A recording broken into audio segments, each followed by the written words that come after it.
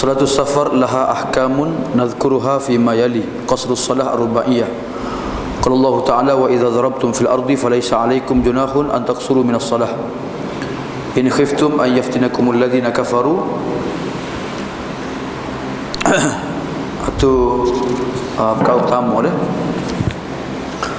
dia kalau kita tengok dalam syariat kita lah, dia di sana ada orang-orang yang Allah Ta'ala bagi kelonggaran khusus untuk mereka dah. Antaranya orang sakit, orang yang cacat, OKU dah, orang kelainan upaya. Begitu juga orang yang bermusafir dah, orang yang muflis dah, dan sebagainya lah.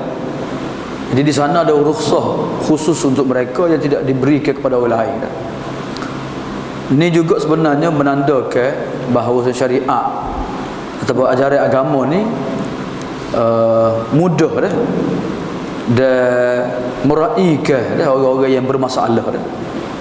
Jadi antara masalah ataupun antara keadaan yang perlu kepada rukhsah-rukhsah ni, kelonggaran ni, ialah orang yang bermusafir dah. Sebab ada orang ni dia memang tiap-tiap minggu musafir dah, tiap-tiap bulan musafir dah. Jadi dia perlu kepada rukhsah yang longgar supaya dia mudah untuk bermusafir. Kata dia hukum solat musafir ni ada beberapa hukum lah yang kita akan sebut di sini. Yang pertama sekalinya ialah qasrus salah ar-rubaiyah, kelonggaran untuk memendekkan bilangan solat yang 4 jadi 2. Dia sebenarnya qasar solat ni, qasrus salah ni terdapat dalam Quran dah. Dalil dia dalam Quran ada dalam surah An-Nisa ayat 101, wa idza darabtum fil ardi falaysa 'alaikum junahun an taqsuru minas salah.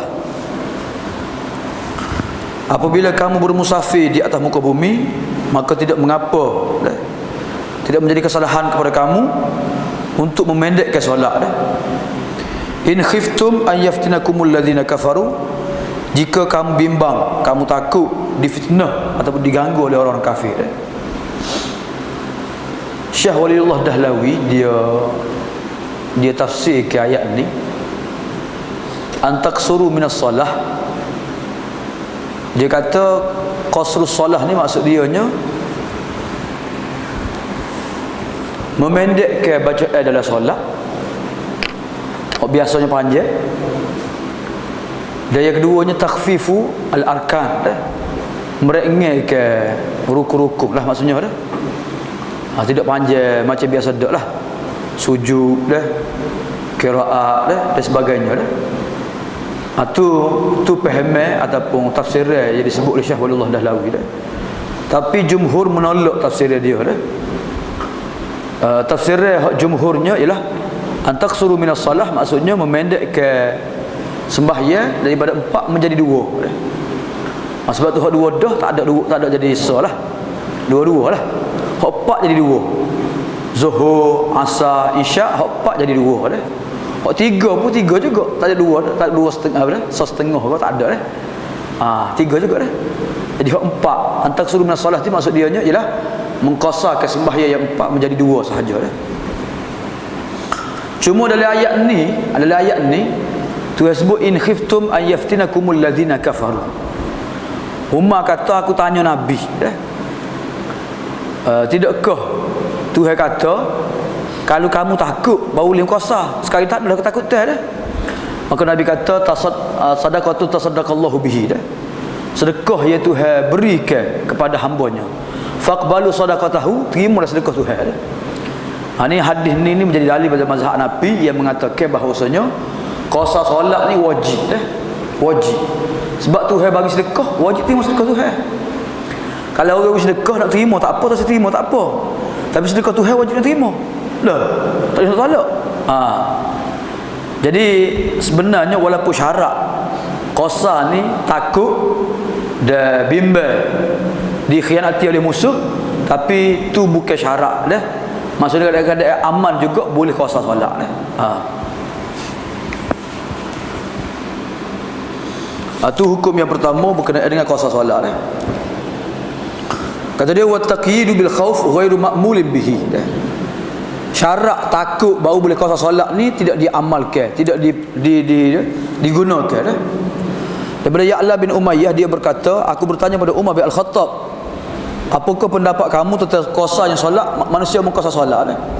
Sedangkan Tuhan sebut, in khiftum an yaftinakumul ladzina kafaru.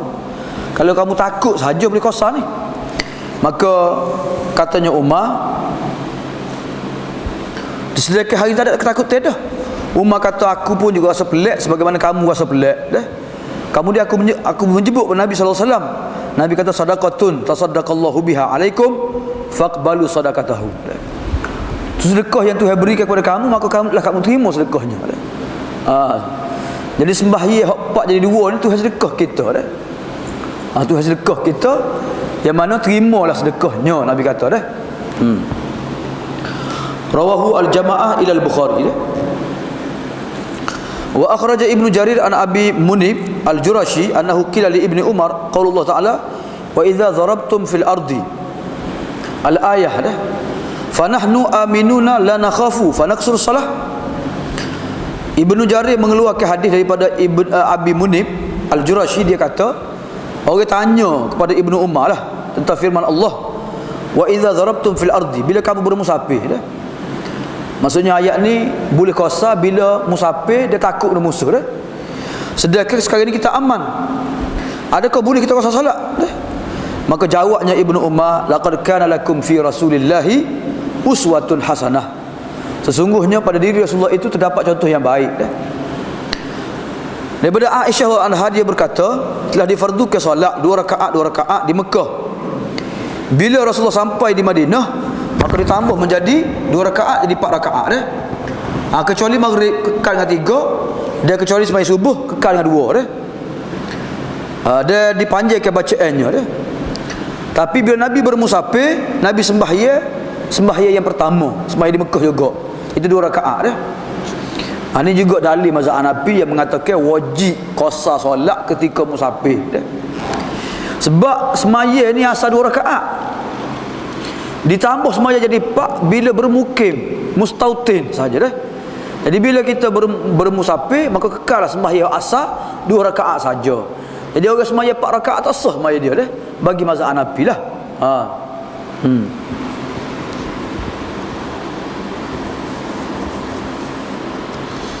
Iaitu sembahyang yang pertama yang difardukan di Mekah 2 rakaat sahaja dah. Hadis riwayat Ahmad, Al-Baihaqi, Ibnu Hibban, Ibnu Khuzaimah, dan perawi-perawinya thiqah dah.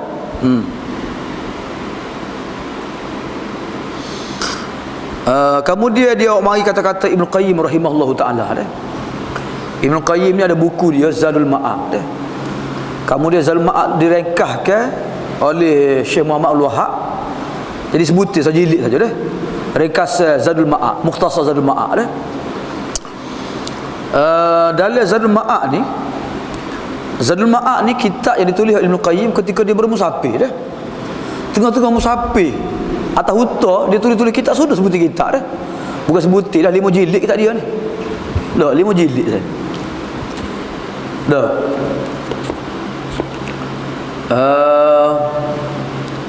Dalam keadaan dia tulis tu tak ada rujukan, tak ada kitab-kitab hadis dah. Tapi dia tulis apa dia ingat je lah. Tulis. Sudah 5 jilid saya. Allah hebat tak. Tu Zadul Ma'ad tu bekalan orang yang nak kembali balik dah. Maksudnya dia nulis ni ketika dia kepulangan dia ketika musafir dah. Zadul Ma'ad dah. Ataupun Zadul Ma'ad ni maksudnya bekalan untuk kita kembali ke akhirat nanti dah. Zadul Ma'ad ni fi khairi hali ibad, pada petunjuk sebaik-baik hamba, iaitu Nabi Muhammad sallallahu alaihi wasallam. Jadi dia sebut semua sekali bentuk ibadat-ibadat Nabi SAW. Dan dia sebut juga akhlak Nabi, adab-adab Nabi dah. Bahkan peperangan Nabi ni, kekawin Nabi, hamba-hamba Nabi, sebut belakang dah. Antara kitab sirah terbaiknya yang perlu kita baca ialah Zadul Ma'ad dah, fi khairi hadil ibad dah. Dulu pernah Ustaz Syahari dia mengajar di Masjid Masjid Bekal dulu. Dia gili dengan kitab fiqh sunnah. 2 kali seminggu dia mengajar kan. Ini fiqh sunnah dia mengajar Zadul Ma'ad dah. Ini kitab sirah yang penuh dengan hadis-hadis yang sahih, penuh dengan apa dia, gambaran kehidupan Nabi SAW. Katanya Ibnu Qayyim, wa kana sallallahu alaihi wasallam yaqsurus salah ar-rubaiyah. Dia Nabi ni kebiasaan dia nya selalu qasar sembahyang 4 rakaat. Fa yusalliha raka'atain. Maka Nabi sembahyang 2 rakaat sahaja. Min hina yakhruj musafiran. Bermula Nabi keluar musafir, Nabi qasar lalu dah. Ila ayarji'a, sehingga Nabi kembali semula ke Madinah. Walam yathbut anhu annahu atamma salah ar-rubaiyah. Dia tak pernah sabit dalam hadis Nabi sembahyang 4 rakaat ketika musafir. Dah. Ada satu hadis pun Nabi sembahyang 4 rakaat ketika musafir. Ketika musafir start bermula sampai Nabi kembali semula, Nabi sembahyang 2 rakaat saja, 4 rakaat lah.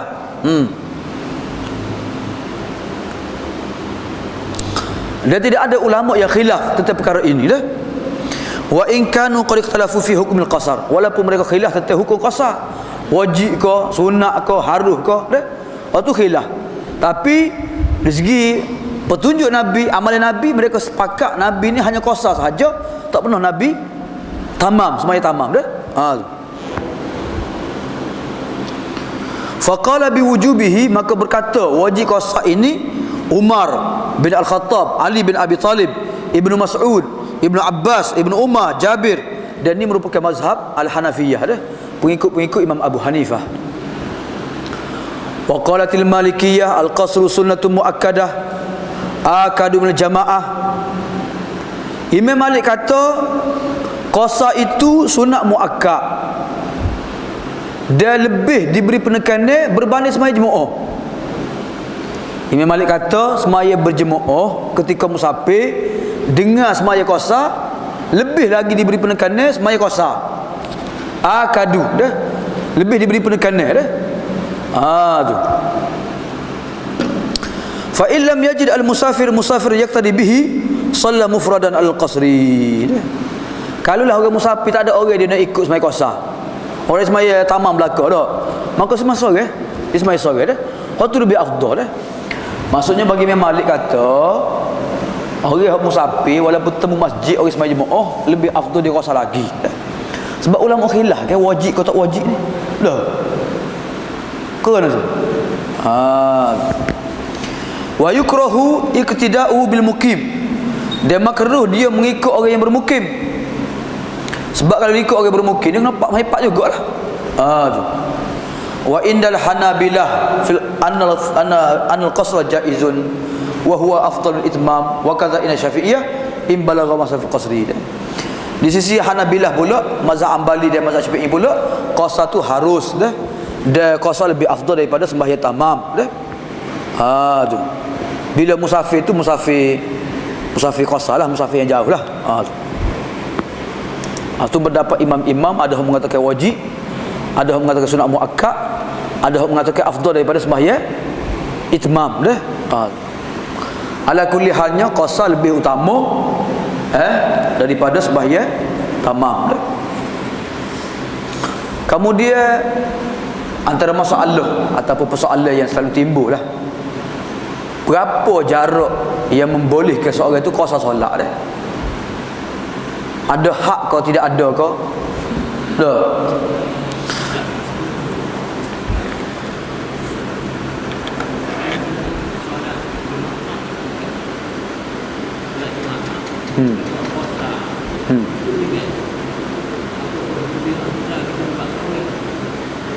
Sembahyang jemaah.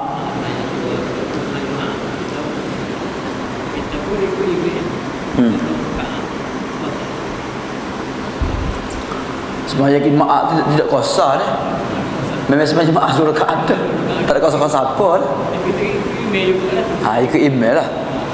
Harus kita sembahyang jemaahnya untuk orang musafir, harus dah. Tapi tak wajib sebenarnya orang bermusafir ni. Orang musafir ni tak wajib sembahyang jemaah dah. Tapi kalau hotel kita dekat dengan masjid kat, sembahyang jemaah itulah dah. Jadi sebenarnya orang musafir tak wajib sembahyang jemaah dah. Jadi sembahyang jemaah sendiri tu bukan qasar dah. Memang 2 rakaat ada lah. Tak payah niat qasar-qasar apalah, memang qasar dah. Memang 2 rakaat ada dah. Tamam dah, min duni qasrin dah. Jadi kalau kita ikut email tapi kita niat qasar, boleh tak perlu niat qasar lah. Kita ikut imam je lah. Tak perlu ikut imam, tak perlu niat qasar pun. Niat sembahyang jemaah saja, tak perlu niat qasar-qasar apa. Bukan sembahyang jemaah rakaat dah. Nak qasar mana? Qasar dia serakaat lah pula. Jadi sembahyang jemaah 2 rakaat dah, tak perlu niat qasar dah. Cuma persoalan timbulnya boleh ke tidak jamak apa dia sembahyang jemaah dengan sembahyang asar. Tu boleh ke tak? Tu khilaf berlaku sikitnya dah. Syekh Saleh Ismail kata tak boleh dah. Tak boleh jamak sembahyang asar dengan sembahyang jemaah, tak boleh dah. Sebab Nabi tak pernah buat. Sebab Nabi musafir, Nabi tak sembahyang jemaah, Nabi qasar. Dah. Jadi kalau kita sembahyang jemaah, kita qasar, kita jamak dengan sembahyang asar, jadi pelik dah. Dah. Tapi apa dia dari seminar baru ni, dari seminar di USM baru ni, apa dia Syekh Dr. Basit dia bentangkanlah pendapat-pendapat ulama. Jadi keputusan yang diambilnya boleh lah, boleh jamak antara sembahyang jemaah dengan sembahyang qasar asar dah, boleh.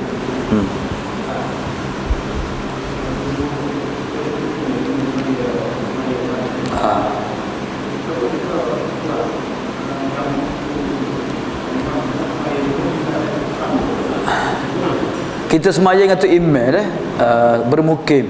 Kemudian lepas pada semayang dengan tu imam tu jamak pula. Boleh ke tak dah? Boleh. Dia jamak qasar tu mesti ke jamak mesti qasar tak dah.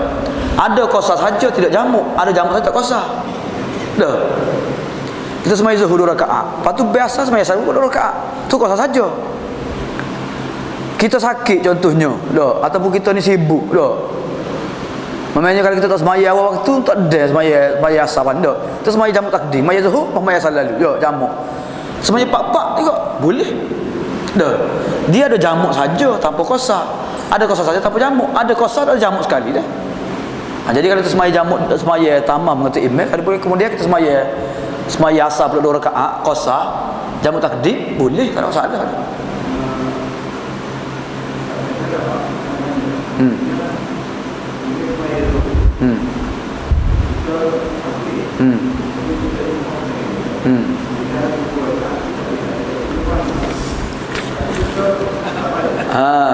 Tu apa dia, kita ikut dah, kita sembahyang musafir, kita ikut tu imam dah, sembahyang pak, sembahyang 2 kan. Tu imam dah tasyahud utama, kita pun asuk salat, tak bangun lagi dah. Jadi soalannya boleh ke tidak orang sembahyang qasar, orang musafir sembahyang qasar ikut sembahyang belakang tu imam sembahyang tamam 4 rakaat, tak boleh ke tak dah. Kalau ikut mazhab Syafi'i tak boleh. Mazhab Syafi'i ni tak boleh orang sembahyang qasar ikut sembahyang tamam dah. Sebab kalau ikut tu imam kena ikut sudah lah. Tak boleh ikut sekat jalan baru berhenti, tak boleh dah. Dah. Jadi pendapat hak jumhur, pendapat hak kebanyakan ulama kata tak boleh lah. Tak boleh orang sembahyang qasar ikut sembahyang di belakang orang tu imam sembahyang sempurna dah. Tamam dah. Waktu aku duduk Pakistan dulu, ada Arab bincang ni masalah ni. Ada bincang lah. Dah. Adalah sebahagian ulama yang mengatakan boleh dah. Wallahu alam, mereka mengkiyahkan dengan hak ni lah, hak ni dah sembahyang khauf dah. Sembahyang khauf kan? Sembahyang khauf kan sembahyang rakaat anti imam pada suruh sendiri kan? Imam faraqat ni suruh sendiri kan? Jadi ikut rakaat ngati rakaat saja ngati imam, pasal dia sembahyang suruh sendiri lah. Jadi orang hak kata boleh sembahyang qasar belakang sembahyang tamam ni, dia qiyas kepada sembahyang khauf. Dan yang keduanya sebab tidak ada larangan lah, tidak ada larangan. Ia jelas menyebut tak bolehnya orang musafir sembahyang di belakang bermukim ataupun orang qasar sembahyang di belakang orang sembahyang tamam dah. Cuma mungkin Syafi'i dan jumhur tu dia pegang hadis umum hadis lah. Maksudnya kewajipan kita ni ikut imam sehingga habis solat tu je lah. Ala kulli halnya pendapat jumhur tak boleh ikut orang qasar tamam, dan ada sebahagian ulama kata boleh lah. Itulah qiyas pada sembahyang khauf lah. Okey, seterusnya masafatul qasri dah. Jarak musafir yang membolehkan kita ni qasar solat dah. Jauh mana boleh qasar solat?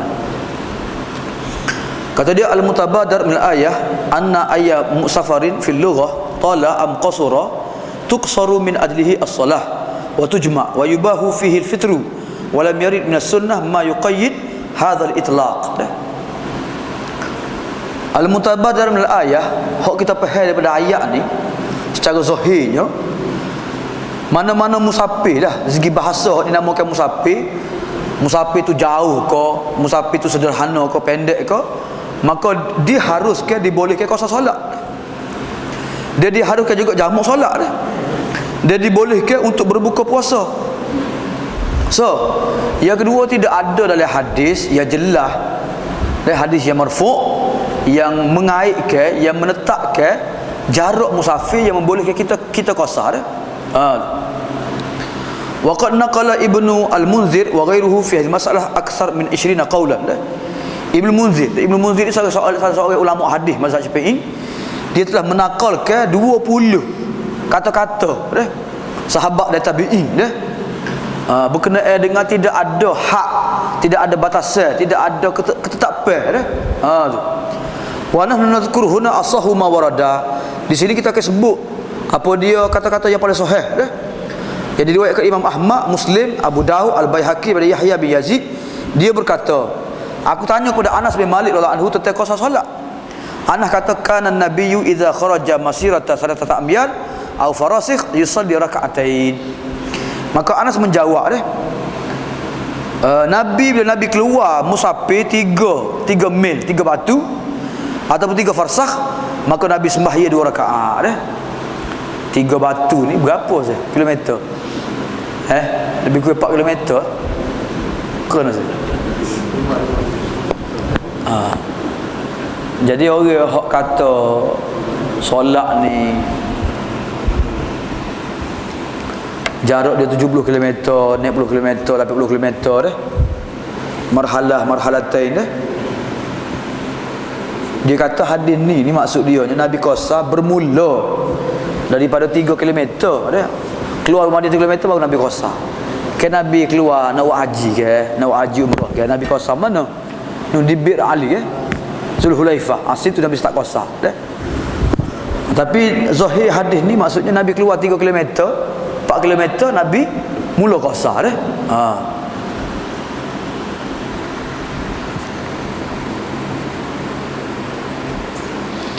Ni amu teringat berkenaan dengan jarak qasar ni, amu teringatlah perbincangan amu dengan Syekh Nauros tahu Nauros? Syekh Nauros Abu Abdurrahman ke? Jordan tu. Dia bincang dengan dia lah masalah qasar-qasar ni. Dia kata al-fiqhu fiqhani. Fiqh ni 2 fiqh. Satunya fiqh untuk orang awam. Dia mana terikat dengan mazhab lah. Dia sebenarnya cara fiqh mazhab ni lebih mudah kita mengajar orang lah. Yang keduanya fiqh kepada talabatul ilm. Ala ulama wa talabatul ilm. Fiqh untuk pelajar-pelajar dia ahli ulama Jadi oleh ulama ni mereka mendapat pendedahan yang lebih luas. Kan tak? Tentang hadis-hadis, tentang pendapat-pendapat Jadi dia sebutlah tentang masalah ni Jadi dalam masalah fiqh ni kita mengajar orang awam ni lebih mudah kita mengajar dengan fiqh mazhab Sebut mazhab tu mazhab ni lah. Lebih mudah sebab orang tu keliru. Orang ni kata boleh payahlah. Jadi buat ketetapan tu supaya orang mudah faham. Itu sajalah. Tapi untuk talabatul ilmi, orang sedang menggali ilmu ni, sedang mencari semua sekali ni, jadi dia lebih ni lah, lebih advance, lebih sebut masalah ni lah. Dia kata bagi aku boleh qasar solat tidak 70 km pun, muka kita belajar, kita ngaji, kita ni semua sekali, kita tahulah kajian Tapi untuk orang awal kita jelas berapa jarak dia. Atau ayatlah. Kalau ikut mazhab Syafi'i itu 70 km. Kalau mazhab Hanafi ni 90 km. Tu lah tu ayat gitulah. Kalau tu ayat 3 km kan mana pula dia. Jadi kita dah nak faham itulah. Qala al-Hafiz Ibnu Hajar Asqalani fil Fathi wa huwa asahhu haditsin warada fi bayani zalika. Ibnu Hajar Asqalani ni kata inilah hadis yang paling sahih yang menjelaskan jarak nak bermusafir Tapi kita pakai hadis ni kak qasar belaka orang. Moga orang boleh alik daripada rumah nak pergi pak kerja tu 10 km dia. Dekat benar maksudnya 4 km tu dekat benar. Maka baru pergi Pasir Mah 12 km dah. Kena kau sok-sok mau solat jadi. Jadi musafir lah, musafir dah. Waktu yang namakan musafir dah. Kalau kita duduk gemari semua dah. Kita pergi kedai paklik dah. Kita pergi sekolah kita paklik, kita pergi jabat paklik dah. Maknanya jarak yang dekat yang kita selalu ulih alik, hak tu bukan musafir lagi dah. Kita nak pergi Kuala Lumpur, nak pergi Pulau Perindah dah. Nak pergi Jeli tu, jauh dah. Nak pergi Terengganu. Tu barulah dikira musafir dah. Jadi idza darabtum fil ardi falaysa alaikum junahun an taqsumu salat dah. Jadi mengikut Ibnu Hajar Asqalani, inilah hadis yang paling sahih berkenaan dengan jarak. Berapa ke jarak musafir dah? Mazhab Hanafi apa dia kata 50 km? Sebab apa dah? Sebab dia kata kalau kita al-ard ni maksudnya sejauh mata memandang. Dah. Jauh mata memandang tu berapa kilometer? Dia ukur lah. Dah. Kepada pasir ke gator dah. Sampai mana tu nampak tu dah? Masahatul ard, masahatul ard. Bumi hak tu nampak ni, hak terai depan kita tu, sampai ujung tu berapa kilometer agak-agak dah ujung dah. Tu dah dikira musafir dah. Tu dah dikira masahatul ard dah. Sebab kita mungkin ada pokok kayu, pokok gapo, mungkin tak nampak kat tu lah. Jadi di orang Arab dulu musafir pada pasir dia nampak jauh dah. Jadi di situ lah. Tapi tu pun sebenarnya tak ada dalil, kita tak apa yang jelas dah. Tu hanya pendapat ijtihad sajalah. Wa taraddud bain amyal wal farasikh yadfa'uhu dah. Ma dzakarahu Abu Sa'id Al-Khudri qala kana Rasulullah idza safara farsakhan yaksu salah dah. Dan apa yang disebut oleh Abu Sa'id Al-Khudri, Nabi ni bila bermusafir satu farsakh terus Nabi qasar solatnya dah.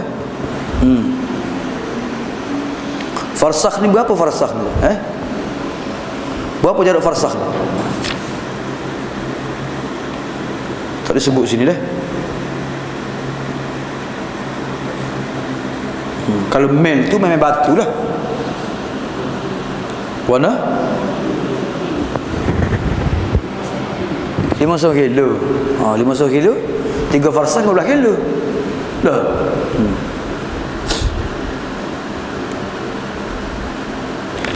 Jadi Al-Hafiz Ibn Hajar dia sebut tentang masalah hadis qasar, jarak qasar ni. Jadi dia sebut hadis yang paling sahih, iaitu dia kata Nabi qasar 3 batu ataupun 3 farsakh dah. Dari hadis bawah ni pun disebut, Abu Sa'id sebut Nabi satu farsakh pun Nabi qasar solat dah. Tapi munasabah sampai dulu ni. Loh. 5 km ni kira musafir tu sampai dulu jauh. Munggamu besok juga jalan-jalan. Loh.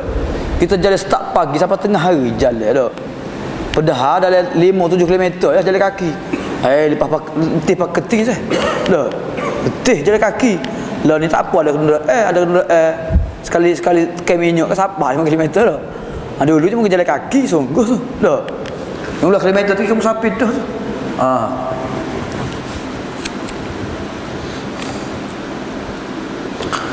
Wa bil ma'ruf al-farsakh salatatu amyal. Hak ma'rufnya satu farsakh itu menyamai dengan 3 batu. 3 batu menyamai 4 km dah. Fayakunu hadis Abu Sa'id rafi'an li syak al-waqi' fi hadis Anas. Wa mubayyinan anna aqalla masafat qasrin fiha Rasulullah kanat salatatu amyal. Maksudnya jarak yang paling dekat Nabi qasar solatnya ialah 3 batu dah. Dan 3 batu ni lebih kurang 5,541 meter dah. 5 kilo setengah lah. 1 mil menyamai 1.7 kilometer. Wa aqallu ma warada fi masal qasri milun wahid. Rawahu Ibnu Abi Syaibah.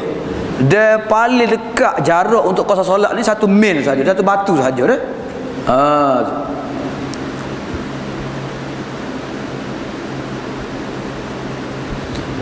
Riwayat Ibnu Umar dah, dan ini diambil oleh Ibnu Hazm dah. Ibnu Hazm berhujjah ala tarkil qasri fi madunal mil, tak boleh qasar kurang daripada 1 mil. Kata dia bi annahu kharaja il baqi' li fil muta wa kharaj al fadha li ghadil hajah dah. Kerana Nabi keluar ke Baqi', Nabi keluar ke pada pasir untuk qada hajat, dan Nabi tak qasar solat dah. 1 mil 1 batu, sebatu 1.7 km. Itulah jarak paling dekat sekali untuk qasar solat. Ini dipegang oleh Ibnu Hazm Az-Zahiri dah.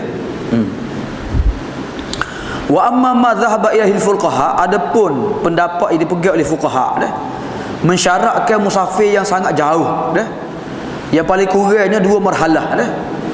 Dan setengahnya menyebut 3 marhalah dah. Faqad kafana ma'unati raddi alaihim al-Imam Abul Qasim Al-Kharqi dah. Sudah memadailah kita menolak pendapat mereka apa yang disebut oleh Abul Qasim Al-Kharqi dalam kitab Mughni dah. Qala musannif, katanya Al-Kharqi, wala ara lima sara ilaihi al-a'immatu hujjatan lianna aqwal al-sahabati muta'aridatan mukhtalifatan wala hujjata fiha ma'al ikhtilafi wa qad ruwiya an ibni Umar wa ibni Abbas khilafu mahtajja bihi ashabuna thumma law lam yujad dhalika lam yakun fi qawlihim hujjatan ma'a qawli nabi wa fi'lihi sallallahu alaihi wasallam wa idza lam tathbut aqwaluhum intana al-masiru ila taqdiri alladhi dzakarahu li wajhaini. Kharqi kata dia tidaklah aku nampak apa yang dipegang oleh a'immah, imam-imam hujah dah. Kerana pendapat-pendapat sahabat itu bila bercanggah, bila berbeza-beza, maka tidak ada hujah setengah menjadi ke atas setengah yang lain dah. Sedangkan ada riwayat daripada Ibnu Umar, Ibnu Abbas menyalahi apa yang mereka berbuat hujah dengannya dah. Kemudian kalau dah tak ada sekalipun dah, maka bukanlah pada perkataan mereka itu hujah. Kenapa? Kerana ada perkataan Nabi, ada perbuatan Nabi. Bila tak sabit perkataan mereka, maka tak boleh kita pergi perkataan mereka untuk menetap buat ketetapan jarak qasar. Dan lebih-lebih lagi ada 2 alasan yang kukuh dah. Yang pertama, annahu mukhalif li sunnati Nabi alladhi rawainaha. Yang pertama sekali, ketetapan jarak yang dibuat oleh a'immah, imam-imam ni, fuqaha ni, menyalahi sunnah Nabi yang kita riwayatkan dah, hadis-hadis Nabi dah. Dia menyalahi zahir Quran. Sebab Quran kata bila kamu bermusafir, tu tak ayat musafir apa dah. Tu.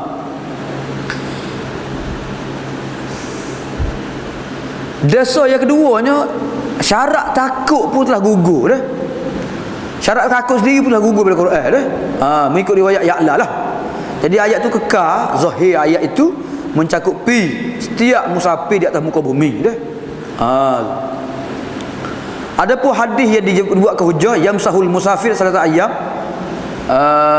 musafir itu maksudnya jalan 3 hari.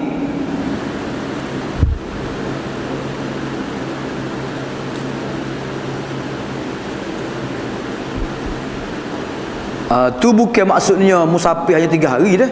Sehari pun musafir juga kan. Makna dianya bayan mudatul masjid dah. Tempoh boleh menyapu khuf dah. Ada hadis ke orang sapu khuf ni sekat 3 hari. Maksudnya bukan sekat 3 hari baru jadi musafir, tidak dah. Nak royak tempoh orang bermusafir ni boleh sapu atas khuf selama 3 hari dah. Dan Nabi pernah sebut musafir ni la yahilu limra'atin tu'minu billahi wal akhir an tusafira masirata yaumin illa ma'adhi mahramin. Tidak halal bagi seorang perempuan yang beriman kepada Allah dan hari akhirat bermusafir sehari kecuali bersama-sama ada mahram. Ana hadis ni jelas, sehari pun musafir juga dah. Zaman dulu musafir sehari tu jauh, kira jauh dah dah. Tu walaupun sekarang ni dekatlah 15 km sehari jalan dah. So yang keduanya, hujah yang keduanya kerana ketentuan ketetapan jarak ni tu perlu kepada tauqifi dah. Perlu kepada ketetapan Nabi lah. Maka tidak harus kita hanya berpegang kepada pandangan semata-mata dah. Tu.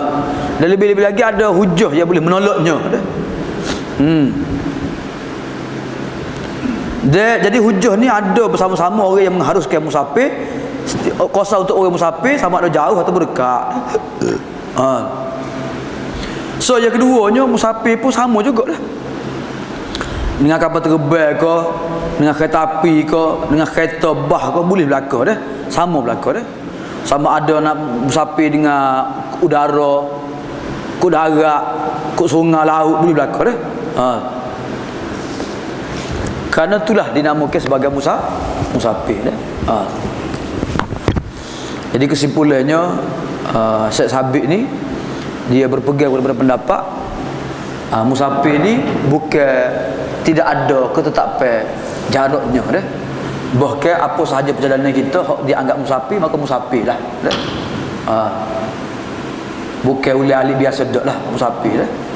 Jadi walaupun tak sapa jarak 70 km pun Tu tak dianggap musafir juga dah. Kemudian mana nak start qasar dah? Mana aku tanya juga ni. Boleh kalau kita qasar rumah kita lagi? Boleh ke tak dah? Ataupun tubik kota baru dulu baru boleh qasar ke? Dah. Tubik kapur dulu ke gimana?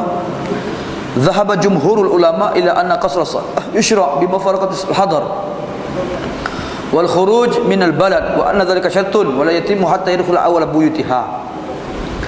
Kata dia jumhur ulama mengatakan qasar solat itu disyariatkan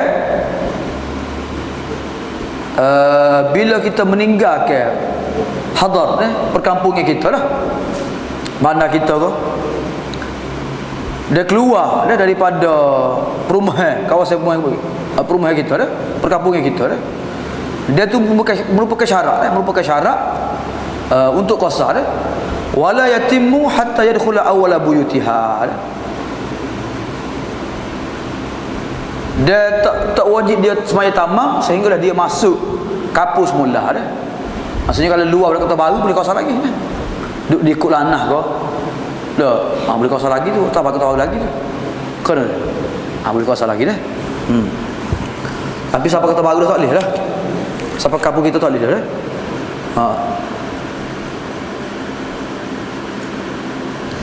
Qala Ibnu Munzir wala a'lamu anna an-nabiyya qasara fi safarin min asfarihi illa ba'da khuruji min Madinah.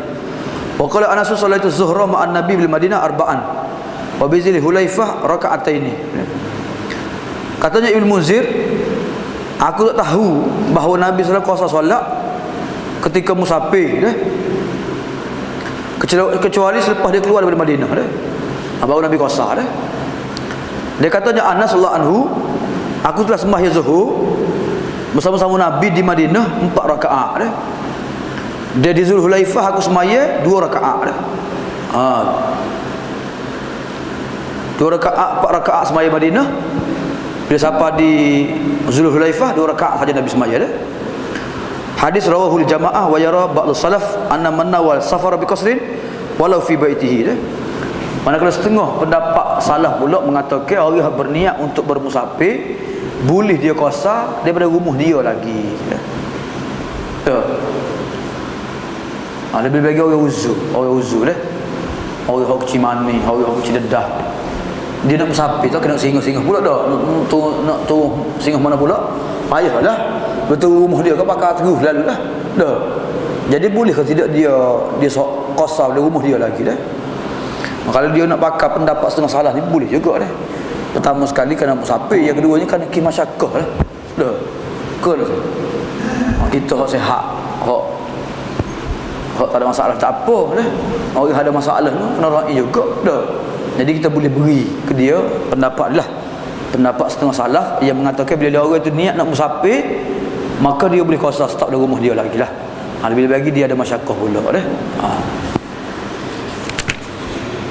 Itulah hamba rasa sedikit berkenaan dengan sembahyang qasar ni. Ada panjang lagi jawab dia punya apa dia? Masalah-masalah ataupun persoalan-persoalan berkenaan dengan solat musafir dah.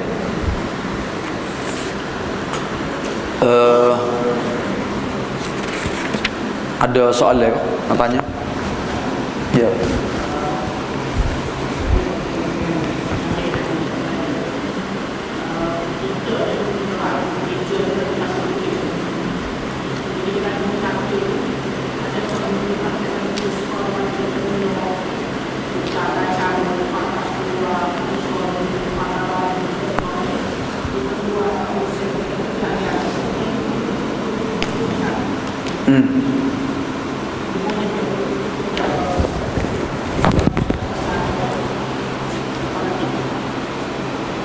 Kalau kita hijau jarak jauh dah.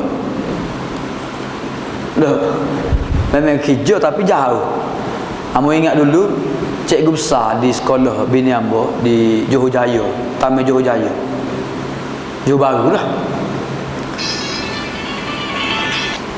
Apa dia keluar apa dia? Daripada rumah dia pukul 4 pagi lagi. Pukul 3 pagi tu siap-siap dah. Siapa sekolah tu pukul 7 siapa. Kan nak royaknya berapa je dia musafir? 3 je 4 je sehari dia musafir. Dah. Tapi dia boleh alik boleh rumah dia. Mana tak tahu rumah dia. Nak pergi Johor Bahru, mungkin di Muar, mungkin di Melaka. Dah. Nak mari lah ke Johor Bahru. Dah. Jadi 4 km 3 km sehari. 3 je 4 je sehari dia musafir. Tapi kerja hari-hari gitu. Dah. Macam orang oleh alik daripada Gua Musa Kota Baru dah. Amah deh. Kalau Kerai tu memang dekat ya. Gua Musa jauh dah. Jadi hari-hari dia musafir, hari-hari dia oleh alik dah. Jadi kalau jarak musafir dia jauh macam tu boleh kos, tak ada masalah. Kos lagi dah. Dah. Walaupun kerja hari-hari dah. Macam orang Kuala Lumpur mana dah. Dia ambil highway, dah 2 jam 3 jam biasa musafir. Nak kerja lagi kerja. Kan? Jadi boleh kosah, tak ada masalah. Ada soalan lain? Dia tak cepat. Mesti dia tempat tu sapi. Maksud sapi lepas. Di tempat tu. Guna stalking ke sapi.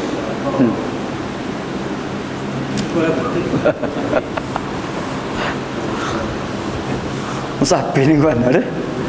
Apa aja juga musafir.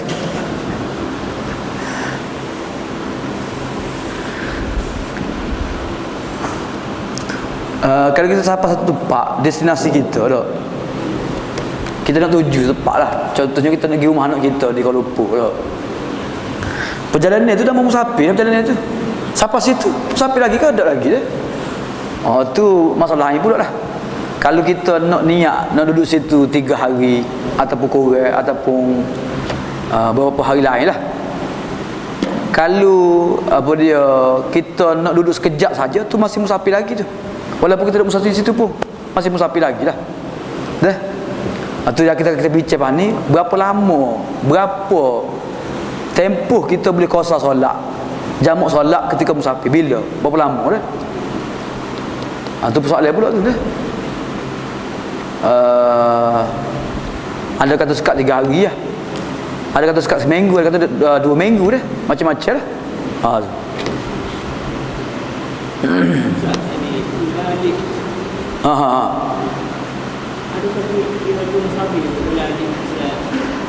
Uli alik deh.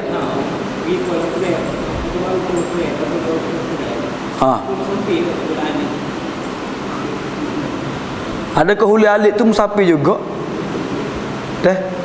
Contohnya hijau lah. Dah. Hari-hari hijau daripada Kota Baru ke Kerai. Dah. Musafir juga ke tak? Dah. Musafir juga ke tak? Dah. Tadi dah. Dah. Kembali pada tadi dah. Sama ada jarak perkiraan jarak sekarang dah. Yang keduanya atas masyarakat kita lah, masyarakat kita dah. Kalau kita duduk sini, duduk pasal ada, kita pergi Kota Baru ke Bima, tak musafir panggil dah. Pergi ke mana nasi garuk ke, tak musafir tu dekat tu ya. Dah. Ataupun kita pergi berisi minyak ke, tak musafir dah. Tapi kalau kita berjalan kita jauh dah. Perjalanan kita jauh. Jauh tu sama ada jauh tu kerana jarak bilangan jarak dia. Ataupun jauh tu musafir tu maksudnya kena sampai bawa bekal ada. Tu dia musafir. Macam mana kalau kita uli-alik semua kita dah kerja semua mari. Kalau jauh tu boleh kosar. Dah. Memang kita uli-alik tapi jauh. Boleh kosar. Musafir tu. Dah. Payah juga. Dah.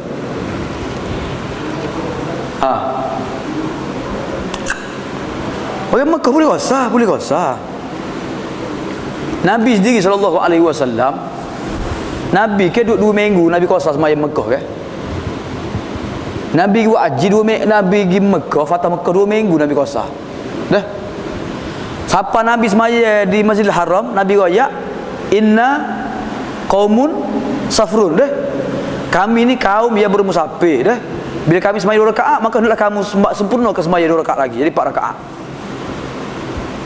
Dah.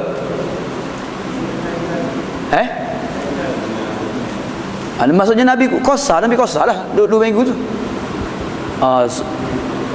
Ni hadis ni lah ulama ambil dalil bahawasanya apa dia tempoh paling lama qasar ni 2 minggu. Sebagaimana dipegang oleh apa dia? Imam Abu Hanifah lah. Kita ada tetamu lah, kita nak persilakan dia bercakap sekejap. Syekh daripada Mesir, kita ambil peluang lah, dia mari. Kebetulan kita ada kuliah ni. Ambil kursi sana, ambil kursi sana. Lutfi, ambil kursi sana. Tafadhal ya Syekh. Tafadhal ma'ana. Kita dihadiri oleh masyaikh daripada Iskandariyah Mesir. Dia sebenarnya Syekh ni di bawah Jam'iyah Khairiyah di sana lah. Jadi dia punya perjalanan dia bukan program sini saja dah.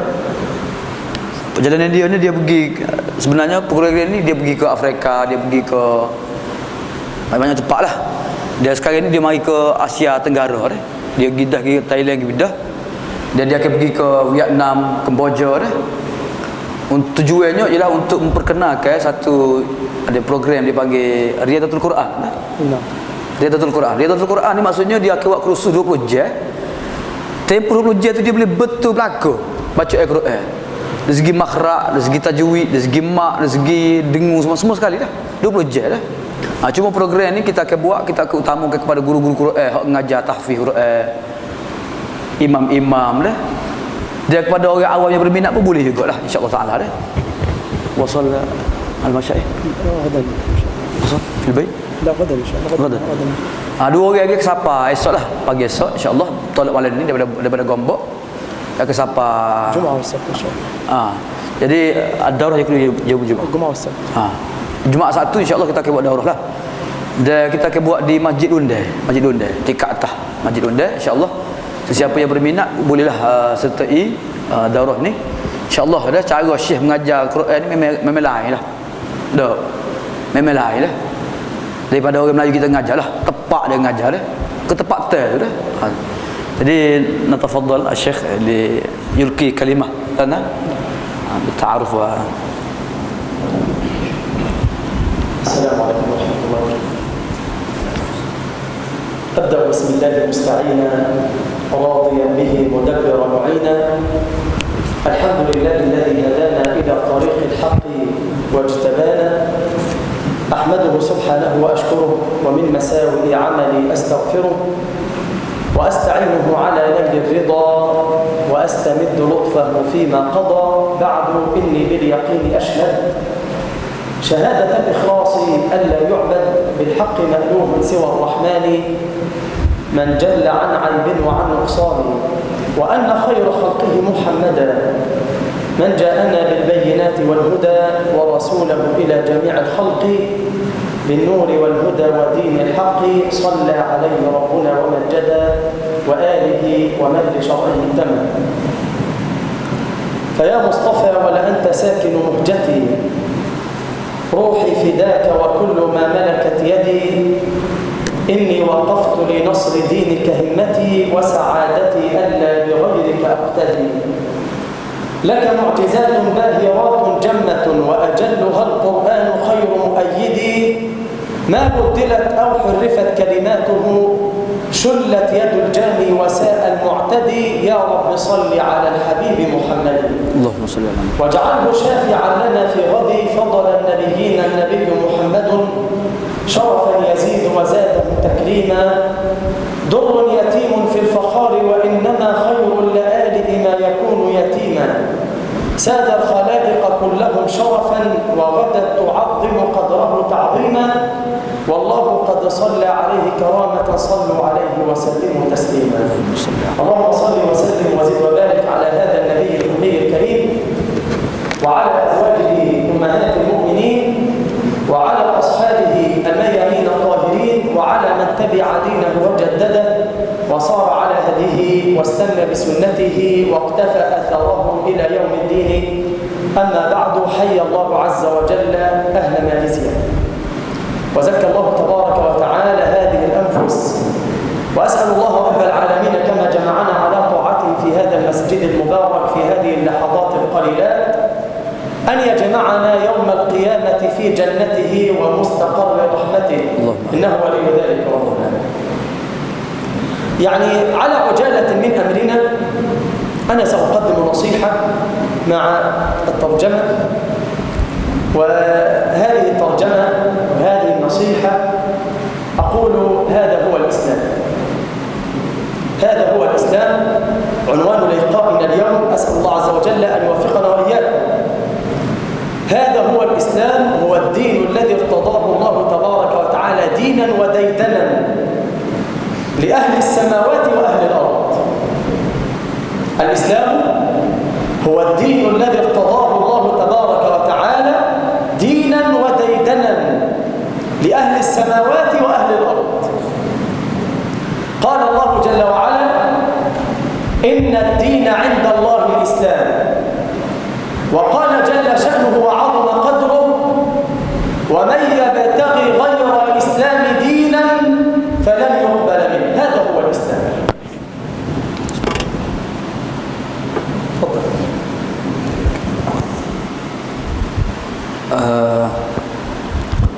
Dalam kesempatan yang ringkas ini Syekh akan berkongsi nasihat begitulah. Sebab nasihatlah sebenarnya Islam. Islam yang hanya diterima oleh Allah sebagai agama, dan Islam sebenarnya menitik beratkan kepada nasihat. Kalau kita tidak ada teguran, tidak ada nasihat, maka Islam kita akan tercemar dan akan rusak dan sebagainya. Jadi Islam sebagai agama dia cara hidup, cara hidup yang diturunkan oleh Allah Subhanahu wa taala. ولذلك سترى العجب حينما ترى أن الإسلام هو دين الجن. قال الله جل وعلا على ألسنة الجن في القرآن: وإنا منا المسلمون ومنا القاسطون فمن أسلم فأولئك تحروا رشدا، يعني صاروا في الطريق الصحيح.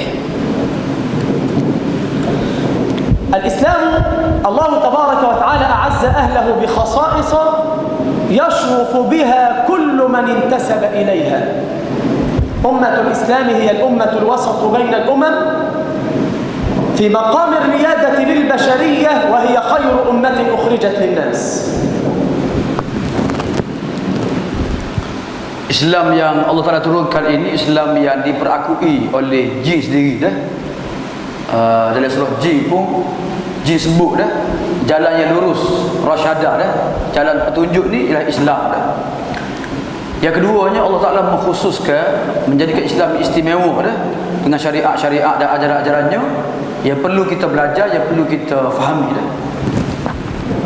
من هذه الخصائص التي شرف الله رب العالمين بها أمة الإسلام اللغة العربية.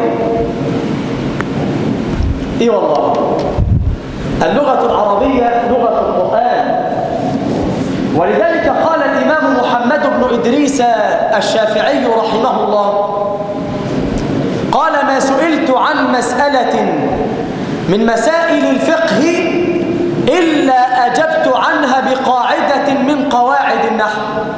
يعني اللغة العربية، اللغة العربية التي قال فيها الإمام الأصمعي رحمه الله: قال: من تعلم الحديث ولم يتعلم اللغة والنحو فهو تحت طائلة قول رسول الله صلى الله عليه وآله وسلم: من كذب علي متعمدا فليتبوأ مقعده من النار.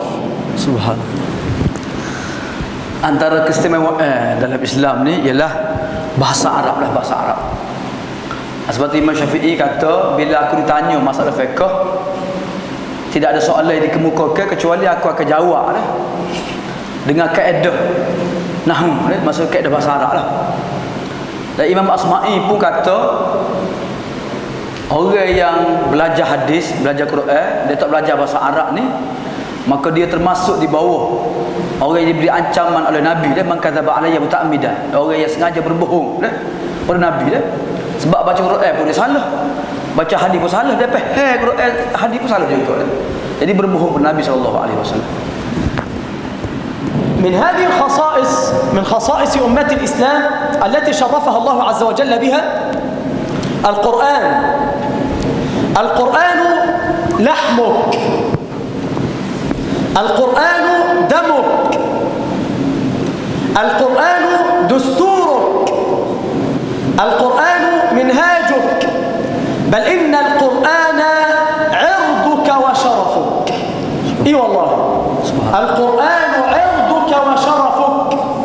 ولذلك قال رسول الله صلى الله عليه وآله وسلم: إن لله أهلين. قالوا: من هم يا رسول الله؟ قال: أهل القرآن هم أهل الله وخاصته. Subhanallah. Antara khasais keistimewaan Islam ni iaitu Al-Quranul Karim. Quran ni darah daging kita, maruah kita, bahkan kemuliaan kita. Sebab itulah dalam hadis pun Nabi sebut sesungguhnya Allah ada keluarga. Inna lillahi ahlin, ada keluarga, ada khas satu orang istimewa. Siapa dia? Iaitu ahli Quran. Ahli Quran, orang yang baca Quran, orang yang hafal Quran, orang yang mengaji Al-Quran, orang yang hampir dengan Al-Quran. Inilah maruah kitanya Quran. Kalau Quran kita buang, tak ada maruah kita. Tak ada lah kemuliaan kita, tak ada dah. Jadi Quran jangan tinggal. Ke mana-mana pun Quran jangan tinggal. يعني حقيقة عار وأي عار أن يكون الواحد منا نحن المسلمون يتقن لغة ولغتين، بل والله الذي لا يعلم السر غيره، ويحيي العظام البيض وهي رميم. رأيت رجلا يتقن 18 لغة في إفريقيا، والواحد يحزن قلبه أنه هؤلاء المسلمون لا يعرف الواحد منهم اللغة العربية. يقول الإمام الأصمعي رحمه الله: قال: يا حبذا النحو من مطلبي، تعالى به قدر طلابه، كأن العلوم له عسكر خضوع وقوف على بابه. ينبغي أن نتعلم العربية لنفهم مقاصد كلام ربنا جل وعلا ومقاصد كلام رسولنا صلى الله عليه وآله وسلم. Kaitan Al-Quran dengan bahasa Arab dah. Jadi sebelum mempelajari Al-Quran, kita kena mendalami bahasa Arab. Kerana bahasa Arab ni ibarat tentera dah. Pendukung kepada nak memahami dah maksud-maksud Al-Quran dan maksud-maksud hadis Rasulullah sallallahu alaihi wasallam. يكفيك شرف ويكفيك فخر أنك تجد يوم القيامة الصيام والقرآن يشفعان لك عند الله جل وعلا. تأمل حينما يقول الصيام: ربي منعته الطعام بالنهار فشفعني فيه، ويقول القرآن: ربي منعته النوم بالليل فشفعني فيه. قال: فيشفعان، أن يتقبل الله رب العالمين شفاعة الصيام وشفاعة القرآن في عبد قام بالصيام والقرآن. فكن من أهل القرآن. يقول أحد الأدباء: ترى الناس بلا قرآن أيتاما. هي حقيقة، سبحان الله. الناس بلا قرآن أيتاما، لا يعرفون حلالا ولا حراما، ولا صلاة ولا صياما، ولا سننا ولا أحكاما. فالقرآن لرئة الأحياء هواء، ولكبد الدنيا ماء، ولذلك أرسل الله الأنبياء وخط في اللوح ما شاء. القرآن هو دستورنا. Okey, Al-Quran lah. Dalam hadis Nabi sebut Quran dengan puasa dah. Asyam. Nah, Quran dengan puasa akan bagi syafaat dah. Pada hari kiamat dah Tuhan terima syafaat mereka. Dua-dua sekali dah. Inilah kemuliaan Al-Quran dah. Kemuliaan Al-Quran yang tak boleh dah. Sebab itulah udaba dah. Ahli sastra berkata orang yang tak ada Quran ni ibarat anak yatim dah. Aitam, anak yatim. La ya'riful halal wal harama. Halal tak tahu, haram tak tahu. Benda sunat tak tahu, benda wajib tak tahu. Ini Quran, tinggal Quran habis dah. Jadi Quran ni panduan utama kita kaum muslimin. ولذلك أهل القرآن هو من تتنزل عليهم السكينة تغشاهم الرحمة يذكرهم الله جل وعلا في من عنده. نختم بهذه القصة والحديث ذو شجون كما يقولون يعني، أن رجلا من أصحاب رسول الله صلى الله عليه وآله وسلم كان يقرأ يوما سورة الكهف،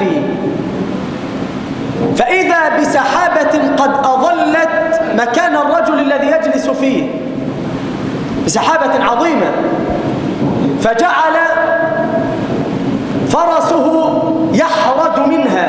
يحرد بمعنى هذا الشطن بمعنى الحبل، سمي شطن لبعد طرفيه ومنه الشيطان لأنه بعد عن رحمة الله. فجعل الفرس يحرد منها وما زال يقرأ سورة الكهف، فدب الرعب في قلبه فأتى إلى رسول الله صلى الله عليه وسلم فقال: ما هذا يا رسول الله الذي قد أضلني؟ قال: تلك السكينة تتنزل لقراءة القرآن. تلك السكينة تتنزل لقراءة القرآن. جعلني الله وإياكم من أهل القرآن الذين هم أهل الله وخاصته. نسأل الله عز وجل أن يعلمنا أمر ديننا وأن يحفظنا من بين أيدينا ومن خلفنا، ونسأل الله عز وجل أن يعلمنا ما ينفعنا وأن ينفعنا بما علمنا وأن يزيدنا علما. ولا تنسوا عباد الله يوم الجمعة القادمة بعد الصلاة ولا قبل الصلاة؟ صباحا. نعم صباحا. تمام. إن شاء الله يوم الجمعة ويوم السبت الدورة لإخوانكم يأتون من مصر لتعليم يعني رياض القرآن، فنود من جميع الناس أن يدرسوا هذه الطريقة في خلال 20 ساعة. يعني إن شاء الله تستطيع أن يستقيم لسانك لقراءة كتاب الله جل وعلا. ربنا يبارك فيكم ويحفظكم. جزاكم الله خير. شكرا جزيلا على إلقاء الكلمات من الشيخ، ونستفيد من كلامكم إن شاء الله، وندعو الله أن ينفعنا هذا المجلس وأن يوفقنا, dan semoga kita dapat ambil manfaat sedikit ucapan ringkas daripada Syekh. InsyaAllah untuk siapa dia yang berminat, bolehlah kita hadirkan diri pada hari Jumaat lah di Masjid Undang. Wallahu a'lam, sallallahu ala Muhammad wa alihi wa barakatuh.